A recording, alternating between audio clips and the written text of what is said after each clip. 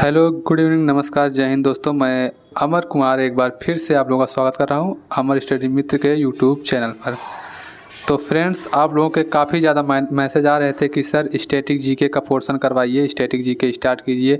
Delhi police के लिए static GK, SSC के लिए सीजीएल का एग्ज़ाम होने वाला, तो स्टैटिक जीके काफ़ी ज़्यादा वेटेज रखता है। तो सर जीएस सुधा बुक का स्टैटिक जीके करवाइए। तो काफ़ी ज़्यादा मैसेज आ रहे थे, काफ़ी ज़्यादा कमेंट आ रहे थे। तो उसको देखते हुए मैंने वर्ल्ड जियोग्राफी की क्लास को रोक दिया है। वर्ल्ड जियोग्राफी की क्लास जो है स्टैटिक जीके ख़त्म होने के बाद उसको कराया जाएगा, और स्टैटिक जीके और पॉलिटिकल साइंस जो है ये दोनों यानी कि इंडियन कॉन्स्टिट्यूशन वाला पोर्शन जो है ये चलता रहेगा। ठीक है, तो आज से हम लोग स्टैटिक जीके को स्टार्ट कर रहे हैं। स्टैटिक जीके को आप लोग अच्छे से देखिए, अच्छे से कवर कीजिए। ठीक है, ये जीएस सुधा बुक का रिवीजन क्लास है, जो कि आप लोग जिसको पता है, जो लोग हमसे जुड़े हैं वो लोग तो जान ही रहे हैं, जो लोग नहीं जान रहे वो लोग जान जाएं। तो अगर आप लोग नए आए हैं तो चैनल को सब्सक्राइब कर लीजिएगा, और अपने दोस्तों को भी बता दीजिएगा कि अमर सर जो है स्टैटिक जीके का रिवीजन जो है स्टार्ट कर दिए हैं। ठीक है भाई, तो स्टार्ट करते हैं आज का ये सेशन। और जो लोग हमसे जुड़ना चाहते हैं, टेलीग्राम में डिस्क्रिप्शन का लिंक है, उससे जाकर आप लोग डिस्क्रिप्शन में टेलीग्राम का लिंक है, उससे आप लोग जुड़ सकते हैं। टेलीग्राम के माध्यम से आप अपने डाउट को, अपने सवालों को हम तक पहुंचा सकते हैं। और उसके बाद भी अगर आप लोगों को कोई दिक्कत है तो कमेंट बॉक्स आप लोगों के लिए हमेशा खुला रहता है। आप कमेंट बॉक्स में अपना सजेशन, अपना राय कुछ भी दे सकते हैं। ठीक है दोस्त, आइए स्टार्ट करते हैं आज का हमारा सेशन। तो स्टैटिक जीके या स्टैटिक जीके का क्लास है। ये इंडियन पॉलिटी यहाँ दिया गया है, इसको इंडियन पॉलिटी नहीं है, स्टैटिक जीके है। ठीक है, तो ये पीडीएफ वाला था, इसीलिए तो इसमें थोड़ा बहुत मिसप्रिंट है, तो मैं बुक वाला भी कराऊंगा। तो अभी जो पीडीएफ में जितना दिया इतना तो करा दूं पीडीएफ से। ठीक है, तो सबसे पहले भारतीय संगीत के बारे में हम लोग देखेंगे कि भारतीय संगीत, हालांकि स्टैटिक जीके का पोर्शन काफ़ी अच्छा खासा है और अच्छा खासा नंबर आता भी है एग्ज़ाम में। तो भारतीय संगीत के बारे में स्टडी करेंगे यहाँ से। तो भारतीय संगीत, आइए देखते हैं, थोड़ा सा जूम कर दूं ताकि आप लोगों को अच्छे से और क्लियर दिखता रहे। ठीक है मेरे भाई, ठीक है। तो दिया गया भारतीय संगीत का इतिहास। पहला पॉइंट यही निकल के आता है कि भारतीय संगीत का इतिहास क्या है, कहाँ से हमारे भारत में संगीत का प्रचलन स्टार्ट होता है, क्या कैसे संगीत के हिस्ट्री के बारे में हम लोग, हिस्ट्री ऑफ इंडियन म्यूजिक के बारे में इसको हम लोग स्टडी करेंगे और अच्छे से देखते हैं क्या क्या चीज़ें दी गई हैं। ठीक है, तो पहली बार संगीत का साहित्यिक प्रमाण जो है ये 2500 से 3000 वर्ष पूर्व वैदिक काल में मिलता है। कब मिलता है? 2500 से 3000 ईसा पूर्व जो है, वर्ष पूर्व जो है, ये वैदिक काल में मिलता है। ठीक है, और राग खरहर प्रिया के सभी सातों स्वरों का साम वेद में आरोही क्रम में पाए जाते हैं। ये जो राग खरहर प्रिया के 7 स्वर हैं, ये कहाँ मिलते हैं? तो ये साम वेद में मिलते हैं। ठीक है, कितने वेद हैं? 4 वेद हैं, जिसमें से ऋग्वेद, यजुर्वेद, सामवेद और अथर्ववेद, ये 4 वेदें होते हैं। हम लोगों ने हिस्ट्री में पढ़ा था। तो ठीक है, तो उसमें जो सामवेद है उसमें राग खरहर प्रिया का जो है 7 स्वरों का वो आरोही क्रम में देखने को मिलते हैं। तो इससे ये माना जाता है कि जो भारतीय संगीत है उसका प्रमाण सबसे पहले कहाँ मिलता है? तो वैदिक काल में सामवेद में देखने को मिलता है। ठीक है, संगीत विज्ञान को गंधर्व वेद कहा जाता है, जो कि सामवेद का एक उपवेद है। ठीक है, उपवेदों के बारे में भी हम लोगों ने काफ़ी अच्छे से डिस्कस किया था। तो उसी में जो संगीत विज्ञान है उसको गंधर्व वेद कहा जाता है। ठीक है, आगे बढ़ते हैं मेरे भाई। आगे है कि जो भरत मुनि द्वारा लिखित नाट्य शास्त्र है, ये पहली रचना थी जिसमें संगीत विद्या के विषय को विस्तृत रूप से स्पष्ट किया गया। यानी कि भरत मुनि द्वारा लिखित नाट्य शास्त्र पहली रचना थी जिसमें संगीत विद्या के विषय को विस्तृत रूप से स्पष्ट किया गया, यानी कि किस तरीके की संगीत विद्या है उसको सर्वप्रथम जो नाट्य शास्त्र है इसमें जो है उसको दिखाया गया है। ठीक है, आगे बढ़ते हैं। कुछ राग हैं, इसको हिंदुस्तानी राग है, सूचीबद्ध किया गया, ऋतुएं हैं और मनोभाव हैं, इसको देखते हैं। तो भैरव ताल भोर में सूचीबद्ध है, शरद ऋतु में, और शांति गंभीर मनोभाव इसमें रस है। ठीक है, हिंडोल राग, दीपक राग, मेघ राग, श्री राग और मालकौंस राग। ठीक है, ये सब हैं इससे संबंधित, इसको आप लोग देख लीजिएगा। यहाँ से वैसे ये उतना इम्पोर्टेंट नहीं है। ठीक है, यहाँ से क्वेश्चन बनने के चांसेस कम है, लेकिन जैसे ये एक चीज़ ये इम्पोर्टेंट था, इसको आप लोग हाईलाइट कर लीजिएगा कि भरत मुनि द्वारा लिखित नाट्यशास्त्र पहली रचना थी जिसमें संगीत विद्या मतलब उसके बारे में दिया गया है। और दूसरी चीज़, पहली बार संगीत का साहित्यिक प्रमाण जो है ये वैदिक काल के किस में मिलता है? सामवेद में देखने को मिलता है, और संगीत विज्ञान को गंधर्व वेद कहा जाता है। ठीक है, जो सामवेद का उपवेद है, ये सब इसको हाईलाइट कर लीजिएगा। ठीक है मेरे भाई, आगे चलते हैं। तो आगे अब हम लोग ताल के बारे में सुनेंगे। आप लोग गाना भी सुने होंगे, ताल से ताल मिला, तो वही वाला ताल है कि किस तरीके से ताल से ताल मिलाया जाता है। तो ताल होता क्या है, आखिरकार ये ताल होता क्या, जो ताल से ताल मिला वाला गाना है उसमें ये ताल क्या है। तो धुनों का लयबद्ध समूह ही ताल कहलाता है। जो धुन होते हैं, धुनों का लयबद्ध समूह ही ताल कहलाता है। यह एक लयबद्ध चक्र है जो कि 3 से 108 धुनों का होता है। यह चक्र विभिन्न भावनाओं को व्यक्त करता है। ठीक है। दूसरा दिया गया है कि भारतीय शास्त्रीय संगीत में ताल विभिन्न प्रकार के होते हैं। जो भारतीय संगीत है, शास्त्रीय संगीत है, उसमें ताल कई प्रकार के ताल होते हैं। जो ये हैं, जैसे 3 ताल, इसमें 16 मात्राएं होती हैं। 1 ताल, इसमें 12 मात्राएं होती हैं। झप ताल 10 मात्राएं होती है। रूपक ताल में 7 मात्राएं होती है। धमार में 14 मात्राएं होती हैं और झूमरा में 12 मात्राएं होती हैं। ठीक है, इसको याद रखिएगा, यहाँ से क्वेश्चन बनने के चांसेस हैं, बन भी सकते हैं, ये इंपॉर्टेंट है। ठीक है। फिर हम लोग देखते हैं कि भारतीय संगीत का वर्गीकरण किस तरीके से किया गया है। ठीक है, जैसे भारतीय संगीत है, इसको देखिए शास्त्रीय संगीत के रूप में बांटा गया है। शास्त्रीय और लोक संगीत का समागम कुछ चीज़ें हैं। फिर लोक संगीत में बांटा गया और आधुनिक संगीत में, इसको 4 प्रकार से बांटा गया है।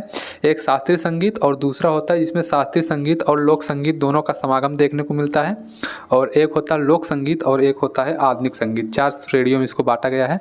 तो जो शास्त्रीय संगीत होता है, इसमें आते हैं जैसे हिंदुस्तानी शैली, कर्नाटक शैली, ये सब आते हैं शास्त्रीय संगीत में। ठीक है। शास्त्रीय और लोक संगीत का जो समागम है उसमें सुगम संगीत, रविंद्र संगीत, हवेली संगीत, गढ़ संगीत, ये सब आते हैं। और आगे देखते हैं जो आधुनिक संगीत है, आधुनिक संगीत में क्या क्या आता है। रॉक संगीत आता है, पॉप संगीत आता है, ब्लू संगीत आता है, ट्रांस संगीत, जैज संगीत, साइकेडियन संगीत, ये सब जो है ये सब आधुनिक संगीत में आता है। इसको भी चार्ट आप लोग दिमाग में रखिएगा। देखिए कोई भी चीज़ अगर आप लोग डायग्राम और पाई चार्ट के माध्यम से, आप लोग माइंड मैप के माध्यम से अगर आप लोग स्टडी करेंगे तो वो चीज़ें आप लोग को बेहतर क्लियर होंगी। ठीक है, और वो चीज़ें आप लोगों के ज़्यादा दिन तक आपके दिमाग में जो है स्टोर भी रहेंगी। ठीक है, तो इस नाते जो है माइंड मैप और चार्ट का प्रयोग करके आप लोग स्टडी कीजिए। ठीक है, आगे चलते हैं। आगे है भारत के शास्त्रीय संगीत। 1 सेकंड वेट करेंगे। ठीक है, आगे हम लोग बात करेंगे भारत के शास्त्रीय संगीत के बारे में। कौन कौन सी भारत की शास्त्रीय संगीत हैं। तो इसमें दिया गया कि भारतीय शास्त्रीय संगीत की 2 अलग अलग शैलियां हैं, जिसमें एक हिंदुस्तानी शैली है और एक कर्नाटक शैली है। ठीक है, शास्त्रीय संगीत की इस संगीत जो हिंदुस्तानी शैली है, इस संगीत का अभ्यास भारत के उत्तरी क्षेत्रों में किया जाता है। जैसे उत्तरी क्षेत्र जो है, यहाँ पर हिंदुस्तानी शैली का प्रयोग किया जाता है। उत्तर प्रदेश, बिहार, महाराष्ट्र, हरियाणा, उत्तराखंड, ये सब यहाँ पर जो है, यहाँ पर हिंदुस्तानी शैली का प्रयोग किया जाता है। ठीक है, और दूसरी जो कर्नाटक शैली आती है, इस संगीत का अभ्यास भारत के दक्षिणी क्षेत्रों में किया जाता है। हालांकि दोनों शैलियों के संगीत की ऐतिहासिक जड़ें भरत मुनि के नाट्य शास्त्र में पाई जाती हैं। यानी कि भरत मुनि का जो नाट्य शास्त्र, वहीं से दोनों संगीत निकल के आते हैं, हिंदुस्तानी शैली भी और कर्नाटक शैली भी। ठीक है, लेकिन देखा क्या जाता है, जो कर्नाटक शैली और दक्षिण भारत में ज़्यादातर देखने को मिलती है, और जो हिंदुस्तानी शैली उत्तर भारत में देखने को मिलती है। ठीक है, परंतु इनमें 14वीं सदी में अलगाव हो गया था। ठीक है, कब अलगाव हुआ था? 14वीं सदी में। ये इंपॉर्टेंट नहीं है, लेकिन ये इंपॉर्टेंट है। ठीक है, नाट्यशास्त्र में देखने को मिलता है। अब हम लोग हिंदुस्तानी संगीत के बारे में एक एक करके पढ़ेंगे। तो हिंदुस्तानी संगीत के बारे में क्या दिया गया है। पहला पॉइंट है कि भारतीय संगीत की हिंदुस्तानी शाखा संगीत संरचना और उसमें तात्कालिकता की संभावनाओं पर अधिक केंद्रित होती है। दूसरा पॉइंट है, इस शाखा में शुद्ध स्वर सप्तक या प्राकृतिक स्वरों के सप्तक के पैमाने को अपनाया गया है। और तीसरा है, हिंदुस्तानी संगीत में ध्रुपद, धमार, होरी, ख्याल, टप्पा, चतुरंग, रस सागर, तराना, सरगम, ठुमरी जैसी गायन की 10 मुख्य शैली। ये सब क्या है? शैली हैं। जैसे बाई चांस आप लोगों से क्वेश्चन पूछ लिया कि निम्नलिखित में से कौन से संगीत की शैली नहीं है, ये सब नाम दे दिए गए। ठीक है, ये सब नाम दे दिए गए और पूछा कि इनमें से कौन सा शैली नहीं है। ठीक है, हिंदुस्तानी संगीत की शैली नहीं है। तो अगर ये सब दिए हैं 3-4 ऑप्शन, 4 ऑप्शन होता है, तो 4 ऑप्शन इसमें से 3 दे दिया, एक कहीं और दे दिया, तो आप लोग इसको समझ लीजिएगा। इस नाते इसको याद कर लीजिएगा। क्या क्या? ध्रुपद, धमार, होरी, ख्याल, टप्पा, चतुरंग, रस सागर, तराना, सरगम और ठुमरी जो है ये हिंदुस्तानी संगीत की शैलियाँ हैं। ठीक है, 10 शैली हैं इसमें मुख्य रूप से, तो ये 10 हैं। ठीक है, ध्रुपद शैली क्या होता है? तो ध्रुपद शैली के बारे में देखेंगे जो इम्पोर्टेंट शैली है। यह शैली हिंदुस्तानी शास्त्रीय संगीत की सबसे प्राचीन शैली है और भव्य और गंभीर गायन शैली है जो अपनी शुद्धता, लय और आध्यात्मिकता गहराई के लिए जानी जाती है। कौन सी? ध्रुपद शैली। यह क्या है? यह हिंदुस्तानी शास्त्रीय संगीत की सबसे प्राचीन शैली है और भव्य और गंभीर गायन के लिए मानी जाती है। ठीक है, इसको याद रखिएगा। दूसरा पॉइंट है, यह शैली भगवान की आराधना और मंत्रोच्चार के लिए का एक रूप है। ठीक है। तीसरा पॉइंट आता है, इसका वर्णन नाट्यशास्त्र में भी किया गया है। कहाँ? नाट्यशास्त्र, भरत मुनि की जो नाट्यशास्त्र है उसमें भी इसका वर्णन देखने को मिलता है। ठीक है बच्चों, आई होप आप लोगों को इतनी चीज़ समझ में आ रही हैं। ठीक है, आगे है कि अमीर खुसरो, जिसको तोताई हिंद कहा जाता है। ठीक है, तोताई हिंद किसको कहा जाता है? अमीर खुसरो को कहा जाता है। सितार के जनक भी हैं और हिंदी खड़ी बोली के जनक भी अमीर खुसरो को माना जाता है। ठीक है, स्वामी हरिदास या और मियाँ तानसेन जी अकबर के दरबार के एक रत्न थे। ठीक है, कितने रत्न थे अकबर के दरबार में? आप लोग बताएंगे कितने रत्न थे? तो 9 रत्न थे अकबर के दरबार में। ठीक है, फिर बैजू बावरा, नौबत खान, गुड़ समुद्र आदि जो है ये ध्रुपद शैली के प्रमुख गायक हैं। कौन कौन? तो अमीर खुसरो, जिनको सितारे हिंद कहा जाता है, स्वामी हरिदास, मियाँ तानसेन, बैजू बावरा, नौबत खान और गुड़ समुद्र, ये सब जो है ये सब ध्रुपद शैली के प्रमुख गायक हैं। ठीक है, नेक्स्ट पॉइंट आता है इसमें कि डागरी घराना, दरभंगा घराना, लयकारी घराना और बेतिया घराना, तलवंडी घराना आदि जो है ध्रुपद शैली के प्रमुख घराने। ये सब जो घराने हैं ये ध्रुपद शैली के प्रमुख घराने हैं। देखिए, स्टैटिक जीके का क्वेश्चन इतना पूछा जा रहा है आजकल के एग्ज़ाम में कि अगर आप लोग स्टैटिक जीके को अच्छे से इसको नहीं लेंगे, आप लोग इसको हल्के में ले लेंगे तो आपका दिक्कत हो जाएगी आपके लिए। ठीक है, अभी पेट का एग्ज़ाम हुआ है ना कल परसों, उसमें भी स्टैटिक जीके का काफ़ी अच्छा क्वेश्चन देखने को मिला है। ठीक है, और एसएससी के एग्ज़ामों में, चाहे SSC GD, SSC CGL, CHSL, MTS या फिर एसएससी से दिल्ली पुलिस, इन सब में भी देखने को कहीं कहीं ऐसा मिलता है कि ये लोग जो है स्टैटिक जीके का वेटेज काफ़ी अच्छा रखते हैं ना। ये चीज़ है ना, होता है कि नहीं? होता है। ठीक है, एसएससी जो है स्टैटिक जीके इसको काफ़ी ज़्यादा लोकप्रिय है एसएससी को। ठीक, तो अच्छे से पढ़िए, आप लोग पढ़िए, हमारे साथ इसको रिवीजन कीजिए, बुक को पढ़िए। ठीक है, नेक्स्ट आता है ख्याल शैली। ख्याल शैली में क्या दिया गया है कि ख्याल शैली शब्द में ख्याल शब्द फारसी से लिया गया है और जिसका अर्थ होता है विचार या कल्पना। क्या अर्थ होता है? विचार या कल्पना, इसका अर्थ होता है ख्याल का। यह शैली हिंदुस्तानी शास्त्रीय संगीत की एक गायन शैली है जो ध्रुपद शैली की तुलना में सहज और अधिक लचीला। देखिए, जहाँ ध्रुपद शैली काफ़ी ज़्यादा कठिन मानी जाती है, तो वहीं जो ये ख्याल शैली है ये ध्रुपद शैली की अपेक्षा सहज है, सरल है, यानी कि काफ़ी ज़्यादा लचीली है। ठीक है, इसका गायन आसानी से कर सकते हैं, इतना भी आसान नहीं है लेकिन उसकी अपेक्षा आसान है। ठीक है, इस शैली में गायक को राग के भीतर अपनी रचनात्मकता दिखाने की अधिक स्वतंत्रता मिलती है। इस शैली में गायक को राग के भीतर अपनी रचनात्मकता दिखाने की अधिक स्वतंत्रता मिलती है। ख्याल शैली को 2 प्रकार से प्रस्तुत किया जाता है। पहला विलंबित, जिसका अर्थ है धीमी गति, और दूसरा द्रुत, जिसका अर्थ है तेज गति। ठीक है, इसको याद रखिएगा। इस शैली के उद्भव का श्रेय अमीर खुसरो को दिया जाता है। किसको दिया जाता है? अमीर खुसरो को। ये पॉइंट इंपॉर्टेंट है, इसको आप लोग रख कर लीजिएगा। अमीर खुसरो को इसका जो है उद्भव माना जाता है, अमीर खुसरो के द्वारा इसका उद्भव किया गया था। ठीक है, 15वीं शताब्दी में सरकी जौनपुर सल्तनत के शासक हुसैन शाह ख्याल शैली के सबसे बड़े संरक्षक माने जाते हैं। सरकी वंश के शासक थे हुसैन शाह, ठीक है, जौनपुर के। ठीक, आगे देखते हैं। आगे है ख्याल शैली की असाधारण रचनाएं भगवान श्री कृष्ण की स्तुति में की जाती हैं।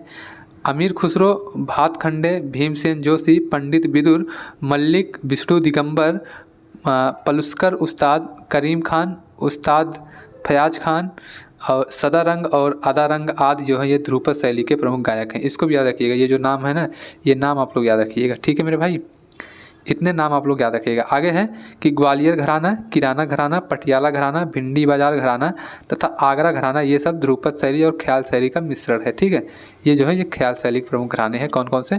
ग्वालियर घराना, किराना घराना, पटियाला घराना, भिंडी बाजार घराना, आगरा घराना। ठीक है, घरानों से भी क्वेश्चन पूछा जाता है, नाम दे देगा कि ये जो है ये किस घराने से संबंधित है, तो इसको भी आप लोग अभी आगे हम लोग धीरे धीरे करेंगे। आगे आज अच्छी चीज़ें और भी देखने को मिलेंगी। ठीक है, नेक्स्ट बात करते हैं तराना शैली की। ठीक है, तराना शैली हिंदुस्तानी शास्त्रीय संगीत की एक गायन शैली है जिसमें विशेष लय और ताल के साथ अरबी और फारसी के शब्दों को गाया जाता है। इसकी विशेषता क्या है? इसमें अरबी और फारसी शब्दों को भी गाया जाता है। ठीक है, तराना गायन शैली में या लाली तथा ओदानी जैसे लयबद्ध गायन शामिल हैं। यह शैली मध्यम और द्रुत यानी कि मध्यम और तेज गति लय में प्रस्तुत की जाती है जिसमें ताल का विशेष महत्व होता है। आप लोग सुने होंगे, जैसे रहता नहीं है, धीरे धीरे गाते रहते हैं, फिर एक स्पीड पकड़ लेते हैं, फिर स्पीड स्लो करते हैं। ऐसे ऐसे मूवी वूवी हम देखे होंगे। वैसे तो मैं भी इसको किसी को गाते हुए नहीं सुना हूँ, लेकिन मूवी में सुना हूँ, तो मूवी का ही बता रहा हूँ। ठीक है, नेक्स्ट है, इस शैली के उद्भव का श्रेय अमीर खुसरो को दिया जाता है जिन्होंने 13वीं और 14वीं शताब्दी में तराना शैली का भी आविष्कार किया था। अमीर खुसरो ही हैं, इसके भी उसके भी अमीर खुसरो थे।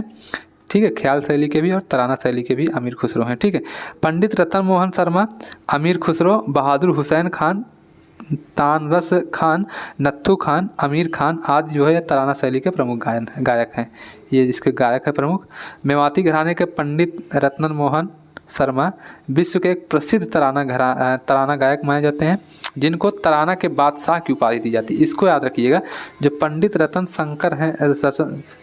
जो पंडित राम मोहन शर्मा हैं, इनको तराना के बादशाह की उपाधि दी जाती है। अगर क्वेश्चन बनता है कि तराना के बादशाह किसको कहा जाता है, तो आप लोग इसको बताइएगा कि जो पंडित रतन मोहन शर्मा है, इनको तराना का बादशाह कहा जाता है। ठीक है, मेवाती घराना तथा आगरा घराना आदि तराना शैली के प्रमुख है। मेवाती घराना और आगरा घराना। ठीक है मेरे बच्चों, इतनी चीज़ें आप लोगों को समझ में आ गई होंगी। नेक्स्ट बढ़ते हैं। नेक्स्ट है हिंदुस्तानी संगीत की अर्धशास्त्रीय शैली। कुछ अर्थशास्त्रीय शैलियाँ हैं हिंदुस्तानी संगीत की, उसको देखते हैं। ठीक, इसमें क्या क्या दिया गया है? इसमें है कि भारतीय संगीत की अर्थशास्त्रीय शैली भी स्वर पर केंद्रित होती है, यानी कि स्वर का मतलब होता है सुर। ठीक है, टप्पा, ठुमरी, गजल आदि प्रमुख अर्थशास्त्रीय शैलियाँ हैं।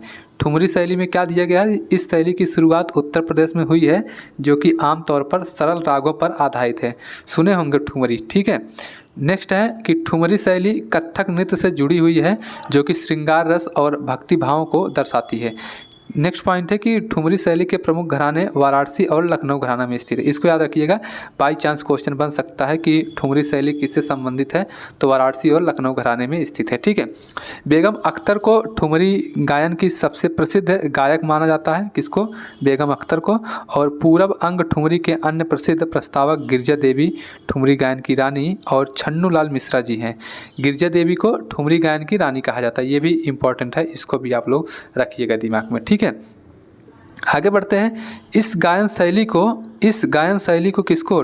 ठुमरी। ठीक है, इस गायन शैली को नवाब वाजिद अली शाह ने के दरबार में काफ़ी संरक्षण मिला था। किसके? नवाब वाजिद अली शाह के दरबार में काफ़ी ज़्यादा संरक्षण मिला था। रसूल देवी, सिद्धेश्वरी देवी, गौहर खान और प्रभा आत्रे आदि ठुमरी गायन शैली के अन्य प्रमुख कलाकार हैं। ठीक है मेरे दोस्त, इतनी चीज़ समझ में आएंगे। आप लोग को नाम ही नहीं याद हो रहा होगा, कंफ्यूज हो रहे होंगे, इतना नाम है, इतना सारा। देखिए, बार बार वीडियो देखेंगे, बार बार आप रिवीजन करेंगे। ये सब चीज़ें इतनी आसानी से याद होने वाली चीज़ें नहीं है। स्टैटिक जीके के लिए काफ़ी ज़्यादा मेहनत करना पड़ता है, काफ़ी बार बार उसको स्टडी करना पड़ता है। ठीक है, तब जाकर कहीं स्टैटिक जीके का ये सब याद होता है। ठीक है, तो कई बार पढ़िए, कई बार वीडियो देखिए, कई बार जो है बुक से रिवीजन कीजिए। ठीक है, और जिनके पास पीडीएफ नहीं होगा वो टेलीग्राम चैनल ज्वाइन कर लेंगे, वहाँ पीडीएफ मिल जाएगा। ठीक है, उस्ताद सादिक अली खान को लखनऊ ठुमरी का जनक माना जाता है। किसको? उस्ताद सादिक अली खान को। ठीक है, लखनऊ ठुमरी का जनक माना जाता है। आगे बढ़ते हैं। टप्पा शैली, ये सब अर्ध शैलियाँ हैं, इसको याद रखिएगा, ये अर्ध शैली है। ठीक है, टप्पा शैली, इस शैली की रचनाएं तेज, सूक्ष्म और जटिल संरचनाओं पर आधारित होती हैं, इसलिए इसमें लय की अत्यधिक महत्वपूर्ण भूमिका होती है। ठीक है, यह मुख्य रूप से पंजाबी भाषा में गाई जाती है। टप्पा शैली को मुगल काल में मोहम्मद शाह के दरबार में और उसके बाद अवध के नवाब आसुफ उद दौला के दरबार में स्थापित करने का श्रेय मियाँ गुलाम नबी सौरी को जाता है, यानी कि सौरी मियाँ जिनको कहा जाता है, इनको श्रेय जाता है। कहाँ कहाँ? मुगल काल के मोहम्मद शाह के दरबार में और अवध के नवाब आसुफ उद दौला के दरबार में जो था, ये इन्होंने स्थापित किया था मियाँ गुलाम नबी सौरी। ठीक है, नेक्स्ट है ग्वालियर घराने के लक्ष्मण राव पंडित, पटियाला घराने के अजय चक्रवर्ती और रामपुर सहसवा घराने के सन्नो खुराना इस शैली के कुछ विशिष्ट प्रतिपादकों में से एक है। ठीक है, ये नाम याद रखिएगा। नेक्स्ट है गज़ल शैली। गज़ल तो काफ़ी लोग, काफ़ी लड़के होंगे गज़ल के शौकीन भी होंगे, गज़ल सुनते होंगे। ठीक है, यह एक छोटी कविता के रूप में होती है जिसमें तुकबंदी दोहे होते हैं, इसलिए इनको बेत या शेर भी कहा जाता है। ठीक है, क्या कहा जाता है? शेर, बेत या शेर भी कहा जाता है। इसका विषय केवल प्रेम होता है। क्या होता है? इसका विषय प्रेम होता है। भारत में पहला गज़ल लिखने वाला व्यक्ति जो था ये अमीर खुसरो थे, और मोहम्मद इकबाल, मिर्ज़ा गालिब और रूमी हाफिज़, फिराक गोरखपुरी, वसीम बरेलवी, राहत इंदौरी, कुंवर बेचैन, जगजीत सिंह, मन्ना डे, भूपेंद्र सिंह, गुलाम अली, मजहर उदास, पंकज उदास, शहबाज आबानी, बेगम अख्तर आदि गज़ल शैली के प्रमुख कलाकार हैं। राहत इंदौरी का तो आप लोग सुने होंगे उनकी गज़लें। ठीक है, बुलाती है मगर जाने का नहीं, क्या बुलाती है मगर जाने का नहीं।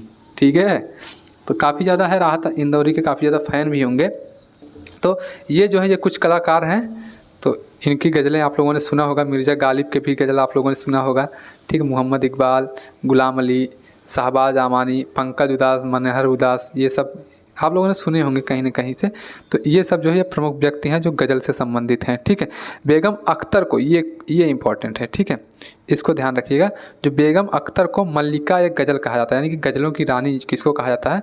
तो बेगम अख्तर को गज़लों की रानी कहा जाता है। कर्नाटक संगीत, अब हम लोग हिंदुस्तानी संगीत हो गया, कर्नाटक संगीत के बारे में देखते हैं। कर्नाटक संगीत मुख्य रूप से दक्षिण भारत से जुड़ा हुआ है। अभी हमने बताया था कर्नाटक संगीत के बारे में, ये कहाँ से जुड़ा है? ये दक्षिण भारत से जुड़ा हुआ है। ठीक है, और देखते हैं क्या क्या दिया गया है कर्नाटक संगीत के बारे में। तो कर्नाटक संगीत में मुख्य रूप से स्वर संगीत पर जोर दिया गया है, जहाँ ज़्यादातर रचनाएं गाने के लिए लिखी जाती हैं। ठीक, कर्नाटक संगीत की रचनाएं तेलुगु, आंध्र प्रदेश की भाषा, मतलब आंध्र प्रदेश में बोली जाती है तेलुगु, कन्नड़, तमिल, ये सब, और संस्कृत में है। किस में है? कर्नाटक शैली की रचनाएं तेलुगु में है, कन्नड़ में है, तमिल में है और संस्कृत में है। ठीक है, कर्नाटक संगीत की अधिकांश रचनाएं देवी देवताओं को समर्पित होती है। हिंदुस्तानी संगीत की तरह कर्नाटक संगीत की रचनाएं भी दो तत्वों, राग और ताल पर आधारित हैं। कर्नाटक शैली के प्रत्येक रचना 3 भाग में होते हैं, पल्लवी, अनुपल्लवी और चरण। ठीक है, ये 3 भागों में इनकी रचनाएं होती हैं। आगे बढ़ते हैं, आगे देखते हैं कर्नाटक संगीत के शुरुआती प्रतिपादक के बारे में देखते हैं। तो अन्नमाचार्य, इनको कर्नाटक संगीत का पहला जाना माना संगीतकार माना जाता है। किसको? अन्नमाचार्य, नाम याद रखिएगा। दूसरा है पुरंदर दास कर्नाटक संगीत के संस्थापक प्रतिपादकों में से एक हैं, जिन्हें कर्नाटक संगीत का जनक कहा जाता है। अगर पूछ लिया कर्नाटक संगीत का जनक कौन है, तो पुरंदर दास को आप लोग टिक करिएगा। ठीक है, नेक्स्ट, ये भगवान श्री कृष्ण के परम भक्त थे और इन्हें ऋषि नारद का अवतार माना जाता है। ठीक है, इनकी प्रसिद्ध रचनाओं में दास साहित्य सबसे प्रसिद्ध है। दास साहित्य किसकी रचना है? तो पुरंदर दास की, इसको याद रखिएगा। ठीक है मेरे भाई, आगे चलते हैं। क्षेत्रया के पद्म और कीर्तन बहुत प्रसिद्ध हैं। इनके पद्म आज भी भरतनाट्यम और कुचिपुड़ी प्रदर्शन के दौरान गाए जाते हैं। भरतनाट्यम ये तमिलनाडु का है शास्त्रीय नृत्य, और कुचिपुड़ी जो है ये आंध्र प्रदेश का। ठीक, अभी आगे मिलेगा, आगे हम लोग अच्छे से डिक्टो में पढ़ेंगे, लेकिन यहाँ भी समझते चलिए। ठीक है, भरतनाट्यम तमिलनाडु का है और कुचिपुड़ी आंध्र प्रदेश का। नेक्स्ट है भक्त रामदासु। इनके बचपन का नाम कंचराला गोपन्ना था, यानी गोपा राजू था, और बाद में इनका नाम भद्राचाल रामदासु पड़ा। ठीक है, ये भगवान राम के बहुत बड़े भक्त थे, और इनके भगवान राम के लिए गाए हुए भक्ति कीर्तन गीत शास्त्रीय पल्लवी, अनुपल्लवी और चरणम शैली को दर्शाते हैं। ठीक है, आगे देखते हैं।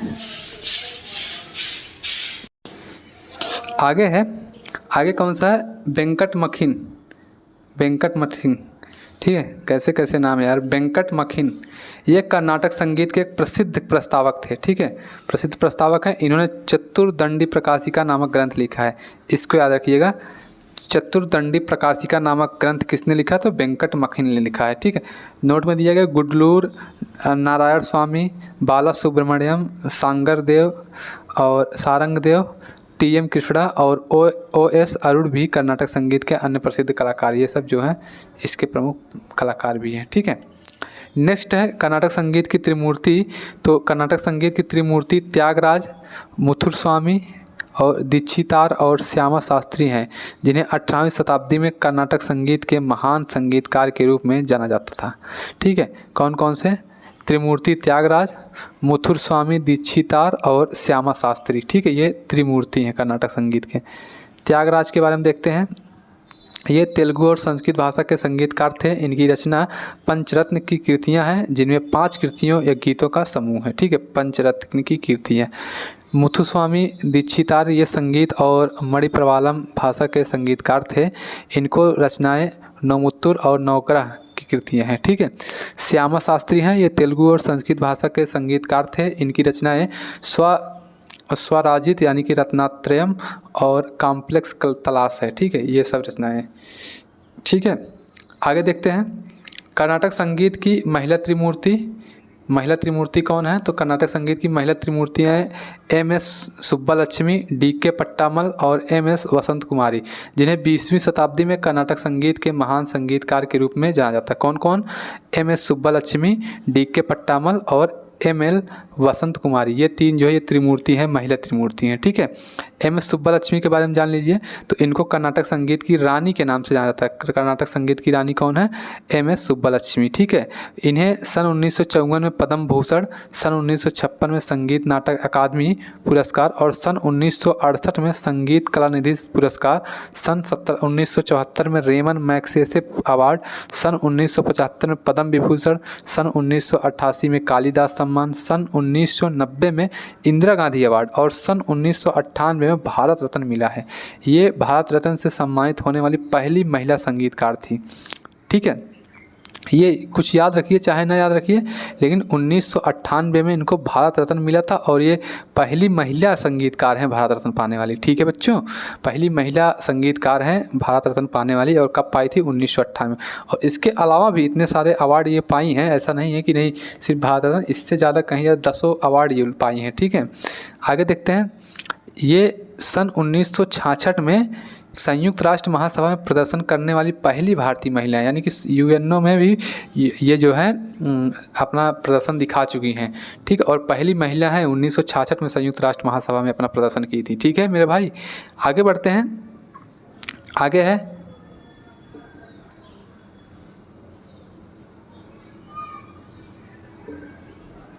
नेक्स्ट है डी.के. पट्टामल। ठीक है, ये भारत कर्नाटक संगीत शैली की सार्वजनिक प्रदर्शन करने वाली पहली ब्राह्मण महिला थी।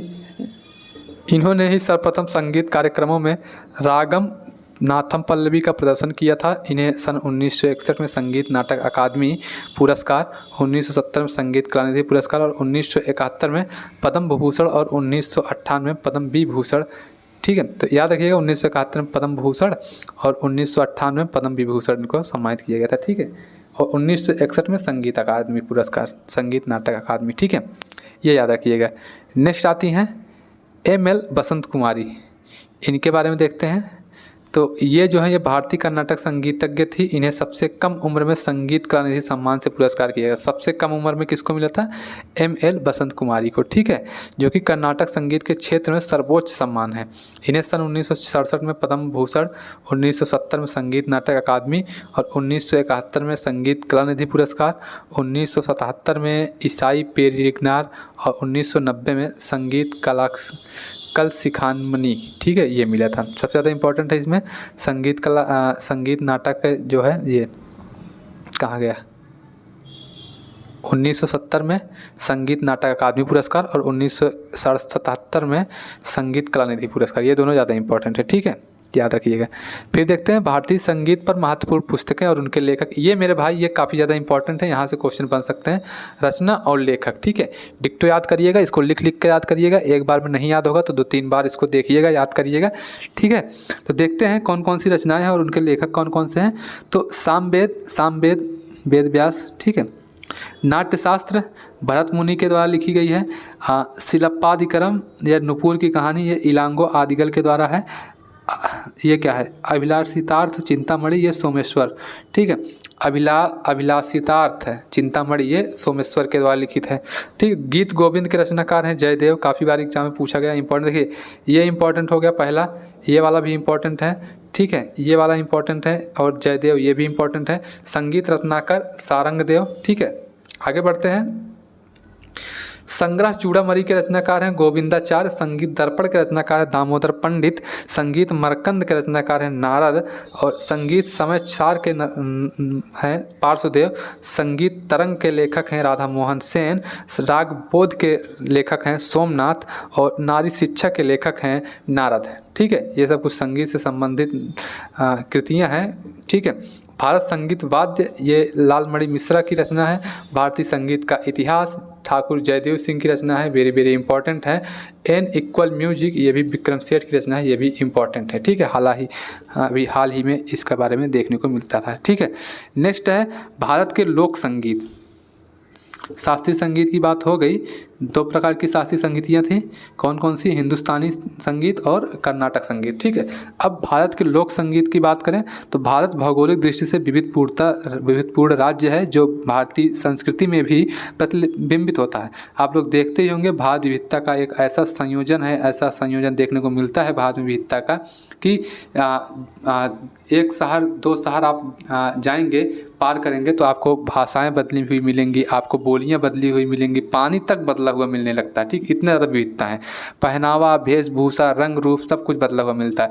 तो जब ये इतनी चीज़ें हैं तो संगीत में विविधता क्यों नहीं होगी। तो उसी सिलसिले में देखने को मिल रहा है कि भारतीय संगीत में भी प्रतिबिंबित ये चीज़ देखने को मिलता है कि जिस तरीके से भारत विविधता है उस तरीके से भारतीय संगीत में भी विविधता देखने को मिलती है। ठीक है मेरे भाई, भारत में लोक संगीत एक समृद्ध और विविध परंपरा है जिससे हर राज्य क्षेत्र की अपनी अनूठी संगीत शैली है। ठीक है, ये संगीत की शैलियाँ संस्कृति, जीवन शैली और रीति रिवाजों को दर्शाता है। ठीक है, क्या दर्शाता है, संस्कृति को, जीवन शैली को और रीति रिवाजों को ये दर्शाते हैं। ये कुछ राज्य हैं और उनके प्रसिद्ध लोकगीत हैं जो कि एग्जामों में काफ़ी ज़्यादा पूछा जाता है। और मेरे भाई इसको भी आप लोग रट के रट्टा मारिए, चाहे जैसे इसको याद कीजिए, यहाँ से क्वेश्चन बहुत ज़्यादा बने हैं एग्जामों में लोक संगीत से। अभी यूपी का एग्ज़ाम होगा, कहीं का भी एग्ज़ाम होगा, आप लोग देखे होंगे वहाँ पर संगीत से क्वेश्चन, लोकगीत से क्वेश्चन बनता है। ठीक है, उड़ीसा राज्य के प्रमुख लोकगीत क्या क्या हैं, दस कथिया, संबलपुरी और पाला, ये उड़ीसा राज्य के हैं।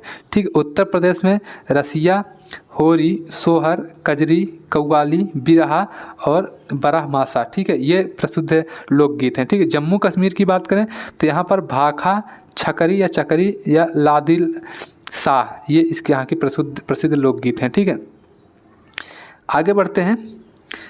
महाराष्ट्र में लावड़ी, ओबी, पोवाड़ा, भलारी, ललिता, गोंधर, भावगीत और अभंग, ये यहाँ का महत्वपूर्ण। कौन कौन सी, लावड़ी सबसे ज़्यादा इंपॉर्टेंट है यहाँ पर, ओबी, पोवाड़ा, भलारी, ललिता, गोंधर, भावगीत और अभंग। ठीक है, उत्तराखंड की मेरे दोस्त, उत्तराखंड में जोड़ या झोड़ा, थड्या और घसियारी, ये उत्तराखंड के लोकगीत हैं। ठीक है, अरुणाचल प्रदेश में जा जिंजा, बायरी और रोप्पी, ये यहाँ के जो है प्रसिद्ध लोक नृत्य हैं।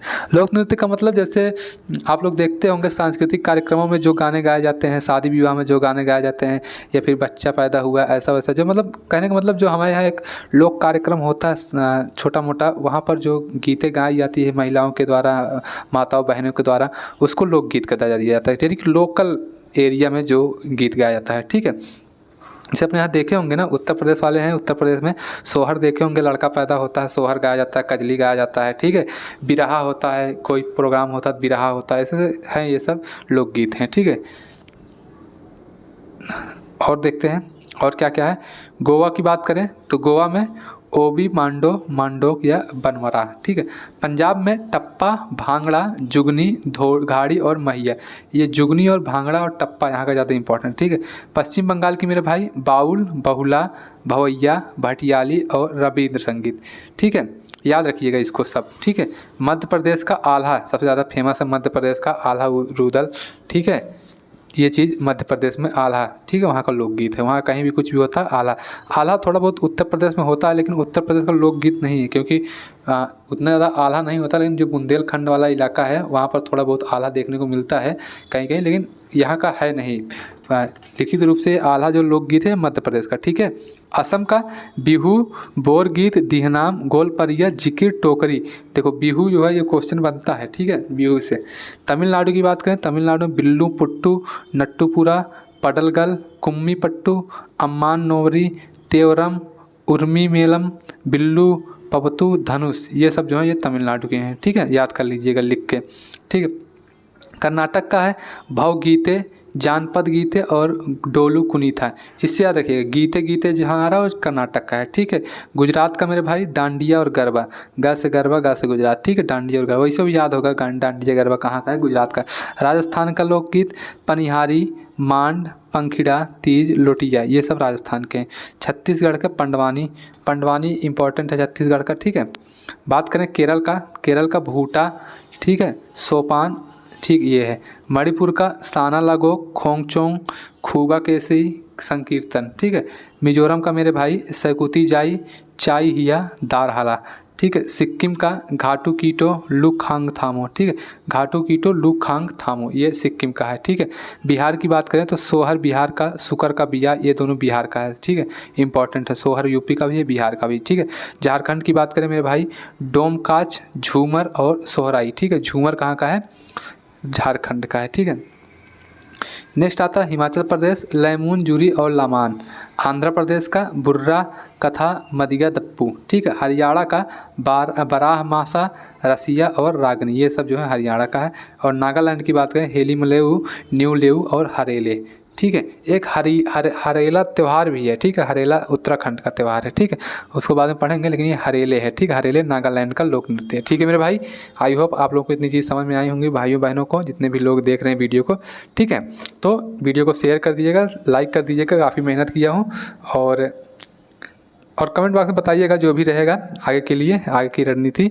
तो कल जो है हम आगे इसको कंटिन्यू करेंगे, भारत की प्रसिद्ध लोक कला और चित्रकला के बारे में। आज हम लोग इसी पे अपना ये क्लास जो है एंड करते हैं, ठीक है। तो जो लोग अभी तक सब्सक्राइब नहीं किए हैं चैनल को, लोग सब्सक्राइब कर लीजिएगा और सपोर्ट कीजिएगा। मिलते हैं कल, तब तक के लिए ढेर सारा प्यार, बाय बाय।